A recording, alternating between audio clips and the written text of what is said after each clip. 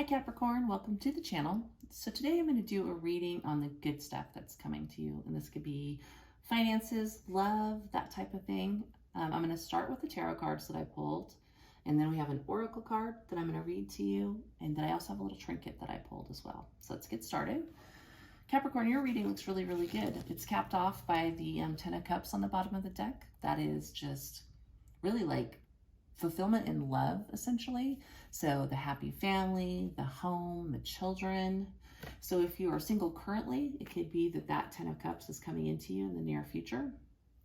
It does look like that's the case because you have Justice followed by the Lovers. This Justice card is interesting to me, and this deck is kind of cute, but it looks like the two guys in the background, the pillars, look like really shocked that she's like sort of got her sword up and she looks like she's really winning there. So feels like something that you are due is coming in.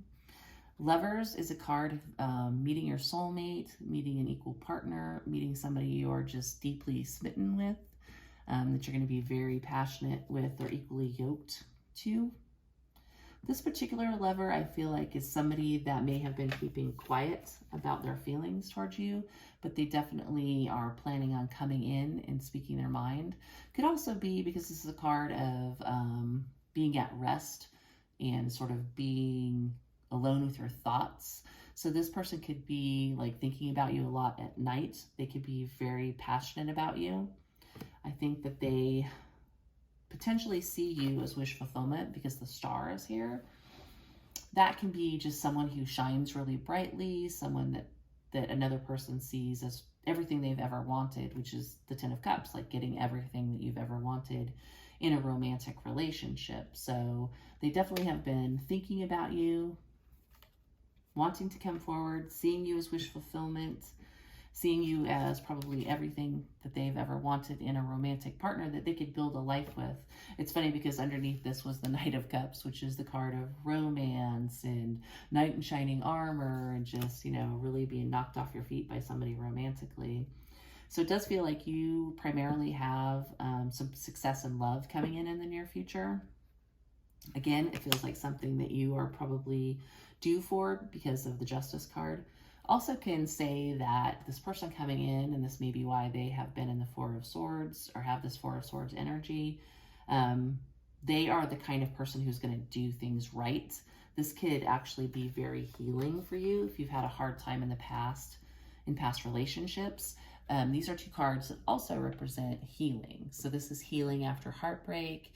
This is a card of healing, and they are coming out together.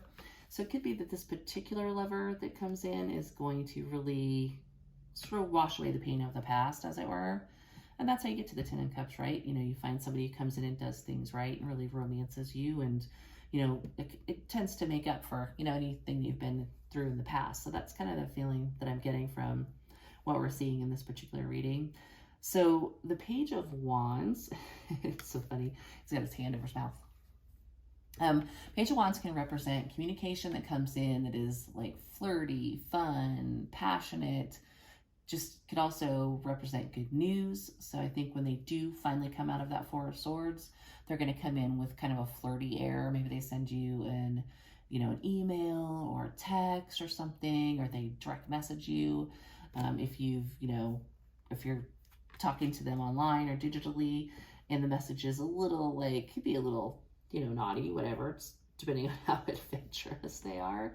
But it's definitely a message that is positive. It's not like bad news or anything like that. So Page of Wands, flirty communication. It might start off light in the beginning, but to get us from a flirty email or a flirty text message, or even flirting with you in person, to get from that to the 10 of Cups takes an Ace of Pentacles. And that is the first step in building a solid foundation. So this is like somebody making you an offer that is, how do I want to phrase it? It'd be like somebody going out on a date and making you an offer that's solid. This isn't somebody who's going to be like wishy-washy, like in and out. I'm not sure if it's you. I don't know if I want this to be serious. I think this is someone who, even though they'll come in as a little bit fun at the beginning, is definitely going to want this to be the real deal pretty quickly, I think. They're going to want to offer a coin something that, you know, you can rely on. And that's how you get, obviously, from flirting to happy family, right? You gotta have something solid. It can't be back and forth, in and out. And there doesn't seem to be any in or out energy here. I mean, there's just an air of like just finally maybe meeting somebody that you're meant for, who is meant for you, or that you're very passionate about with that Lover's card. It was cute because your trinket was a little golden croissant.